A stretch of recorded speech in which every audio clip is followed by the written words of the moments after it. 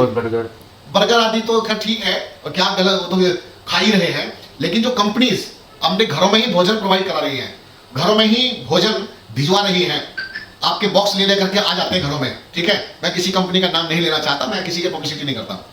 तो इसी प्रकार से वो सब क्या है, मोबाइल में चित्रों को देखते हैं और क्लिक करके उसको बुला लेते हैं, मंगा लेते हैं अपने घर। और यदि ऐसी हालत रही तो मुझे एक बात बताइए, तो ये आहार बच्चों का निर्माण कैसे करेगा? किसी कीमत पर भी बच्चों का निर्माण नहीं हो पाएगा, क्यों? जैसा खाए अन्न वैसा हो मन। माँ अपने हाथ से भोजन बना के खिलाती थी, निर्माण करके खिलाती थी, तो अपने पास बिठा करके सबको खिलाया करती थी जी। हम 4 भाई थे, 5 भाई थे, 6 भाई थे, अब तो वो कहानी खत्म हो गई है। एक बच्चा है, उसका भी पेट। ओम गुरु जी, ओम। आपने राष्ट्र निर्माण के लिए बहुत योगदान दिए अपने, और अभी आप अयोध्या नगरी से होते हुए लखनऊ आए हुए हैं, और हमारा सौभाग्य है कि आपके दर्शन हो गए हमको। और मैं खाली ये चाहता हूँ आपसे कि आपकी बात लोगों तक पहुँचे।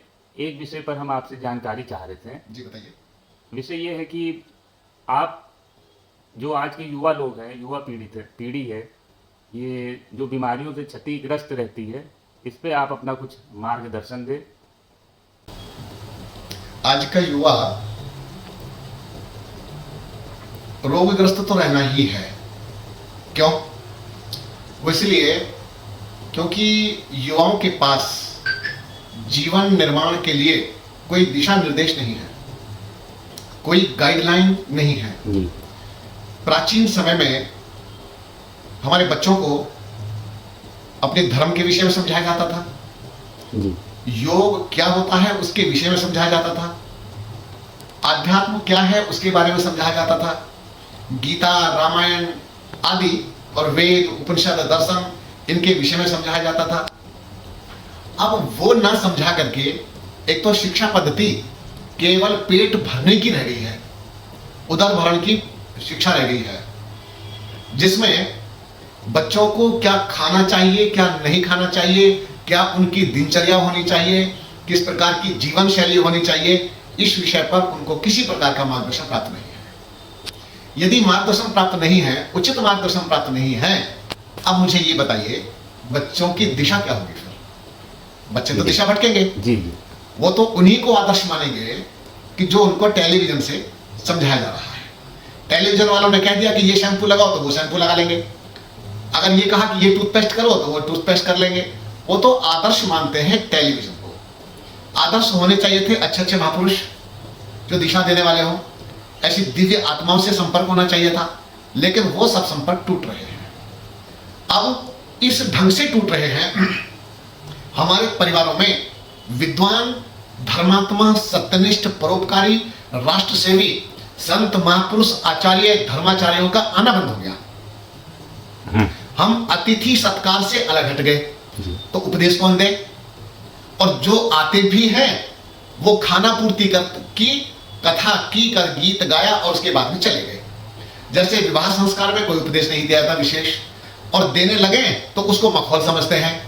तो इसी प्रकार से आज हमारी सनातन संस्कृति जो मूल आधार है, इसको मजाक के रूप में ले रहे हैं हमारे युवा।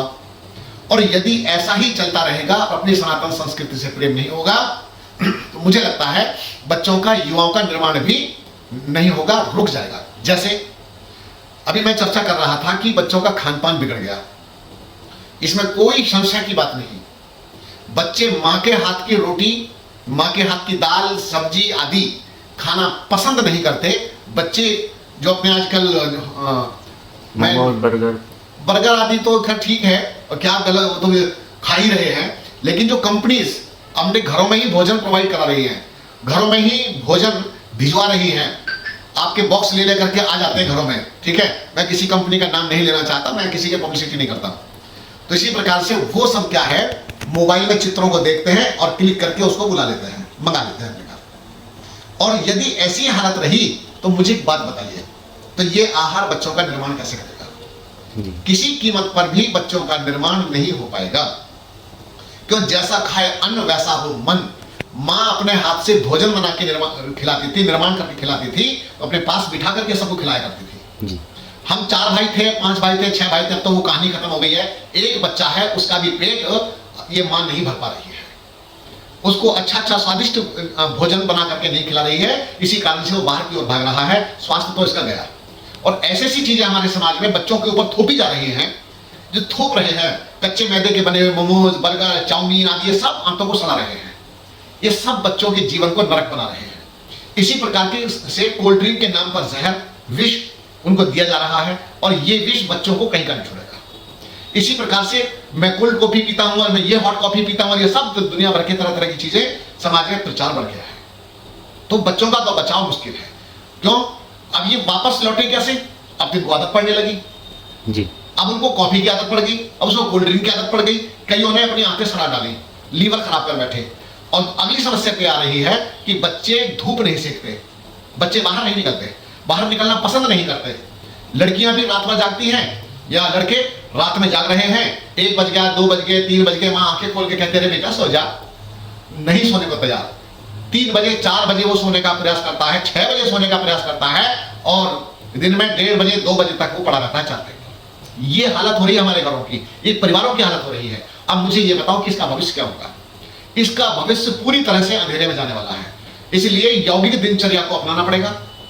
यौगिक दिनचर्या, प्रातःकाल में कितने बजे जल्दी उठना चाहिए, और दिन भर श्रम करना चाहिए, पसीना निकालना चाहिए शरीर से, और मेहनत करनी चाहिए। लड़कियां अपनी माता का घर में हाथ बटाएं, और बच्चे अपने पिताजी का थोड़ा बहुत हाथ बटाएं, और नहीं तो कुछ ना कुछ अपना काम करना चाहिए। तो नहीं तो ये निर्माण कार्य तो गया रुक। अब बच्चों का शरीर थोड़ा दुर्बल हुआ, गलत जीवन जी करके, तो नुकसान और क्या होगा? अब ये जिम भागेंगे। अब जब जिम भागेंगे तो हम बनाएंगे बॉडी। मैं तो जिम नहीं जाता लेकिन फिट हूं, बिल्कुल भी जिम नहीं जाता, कभी भी नहीं जाता, शरीर एकदम मजबूत है, और किसी भी प्रकार का मेरे शरीर में रोग नहीं है। सबसे बड़ी बात, क्यों? ये जो दिनचर्या है, दैनिक दिनचर्या, ये अच्छी होने के कारण शरीर एकदम स्वस्थ बना हुआ है। इसी तरह से मैं आज के नौजवानों को संदेश देना चाहता हूं, बड़ी बड़ी उड़ान भरना चाहते हो तो सबसे पहले अपने स्वास्थ्य को संभालो, और स्वास्थ्य संभलेगा सही खान पान से। तो बाहर के सब इनको डस्टबिन समझिए, डस्टबिन में डालने के लायक है, ये डस्ट है, कूड़ा है, ये कूड़ा मत डालिए अपने शरीर में, क्योंकि शरीर बॉडी टेम्पल, ये शरीर तो एक मंदिर है, ये डस्टबिन थोड़ी है। इसे हमने डस्टबिन बना करके रख दिया है। तो बिल्कुल भी ऐसा कोई काम ना करें जिससे आपका शरीर डस्टबिन बन जाए, नहीं तो सड़ांध हो जाएगी, इसके अंदर कीड़े पड़ जाएंगे, कीड़े पड़ रहे कीड़े, और बच्चों की हालत खराब हुई पड़ी है, लीवर खराब हो गए, चेहरे पीले पड़ने लगे हैं। अगली बात कहता हूं, अगर अपना निर्माण करना है तो अपने महापुरुषों को आदर्श मानिए, थोड़ा दादा दादी के पास जाके बैठिए। हमने भी जो सीखा है ना थोड़ा बहुत, ये अपने गुरुजनों के सानिध्य में रह करके, उनके चरण दबा करके, उनके चरणों को अपने माथे से लगा करके हमने बहुत कुछ सीखा है। आप किसी गुरुदेव के पास नहीं जा पा रहे हैं तो अपने दादा दादी माता पिता के चरणों में बैठ करके उनसे ज्ञान प्राप्त कीजिए। जब आप इस तरह का जीवन जिएंगे तो निश्चित रूप से आपका उत्थान होगा, नहीं तो शारीरिक, चारित्रिक और सब पतन होते चले जा रहे हैं। बच्चों को ब्रह्मचर्य की शिक्षा से वंचित किया गया, लिव इन रिलेशनशिप के नाम पर बच्चों के ऊपर कुछ थोप दिया गया,